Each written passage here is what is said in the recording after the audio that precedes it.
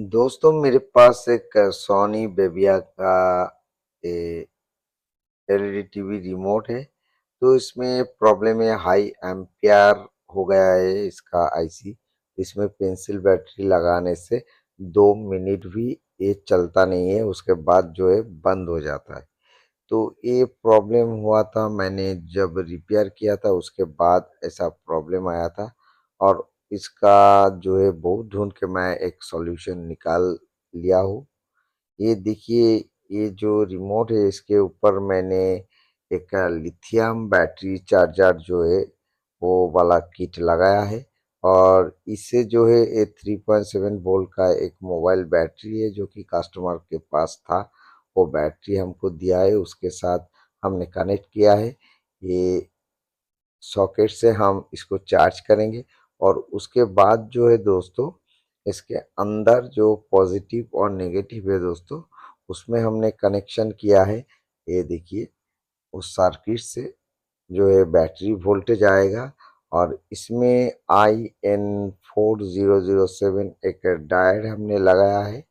और ये डायोड होने के बाद जो है पॉजिटिव एम्पियर और वोल्टेज ड्रॉप होने के बाद लगभग 3 वोल्ट के करीब जो है रिमोट के अंदर जाएगा। तो आईसी क्योंकि हाई एम्पियर ले रहा है, मतलब कहीं पे ना कहीं पे आईसी जो है शॉर्ट है। तो इसका जो बहुत ढूंढ के हम इसका हवा जो है हम निकाल नहीं पाया हूँ।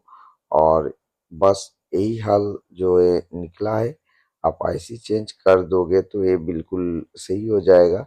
लेकिन आईसी हमको मिला नहीं, दूसरा बोर्ड से उठाना पड़ेगा। तो हमने ये सिस्टम किया है कि ये जो मोबाइल बैटरी है ये इसका एम्पियर ज़्यादा है।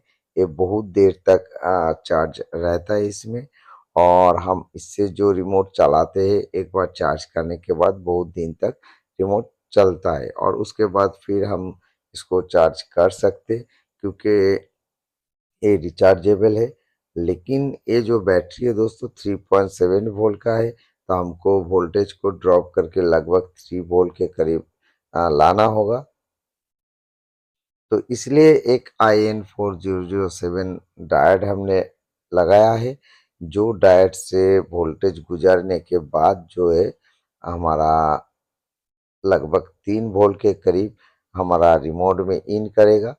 और इसका एक फंडा भी है। आप बहुत दिन तक अगर किसी डिवाइस में आप IN4007 डायोड को यूज करते हो, तो उसका जो है रेजिस्टेंस पावर थोड़ा ज़्यादा बढ़ जाता है। और उस डायोड से आपका जो वोल्टेज जाता है, तो वोल्टेज कुछ ज़्यादा ही ड्रॉप हो जाता है। और एम्पियर भी ड्रॉप हो जाता है।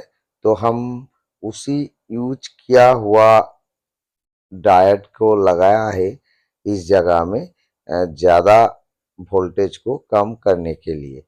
तो इस जगह में आप रेजिस्टेंस यूज करोगे तो वो काम नहीं करेगा। तो अब देखिए, इसको हम चार्ज करके भी दिखाएंगे और इसको हम चला के भी दिखाएंगे। और ये बहुत दिन तक अभी काम कर रहा है, उसके बाद ही हम इस वीडियो को आप लोगों के सामने लाया हूँ। क्योंकि ऐसा प्रॉब्लम आप लोगों के पास भी हो सकता है कि रिमोट में हम बैटरी डालते हैं और 2 दिन में, 3 दिन में, एक हफ्ता में खराब हो जा रहा है, बंद हो जा रहा है, रिमोट चल नहीं रहा है।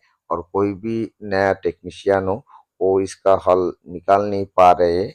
और आईसी जो डैमेज हुआ था, ये पहले इसके अंदर ड्यूरोसेल का बैटरी था और उससे पानी निकल के ये पूरा रिमोट जो है डैमेज हो गया था। तो हमने इसको रिपेयर कर दिया था। उसका जो है एक हफ्ता बाद ही ऐसा प्रॉब्लम आया था। और उसके बाद हम इसको रख दिया था। थोड़ा थोड़ा करके इसके ऊपर हमने एक्सपेरिमेंट किया, इसको क्लीन किया बार बार बहुत ही अच्छे से। और इसमें ऐसा शॉर्टिंग है कि आईसी हीट भी नहीं हो रहा है। और जितना भी इसमें कैपेसिटर था हमने उसको रिमूव कर लिया, फिर भी जो है ये शॉर्ट गया नहीं। और ये जो सर्किट है दोस्तों, हमने जो 7000 ग्लू है उससे चिपकाया है ये जो सर्किट है, इसको रिमोट के ऊपर। और बैटरी को भी हम इसी ग्लू से चिपका दिया है।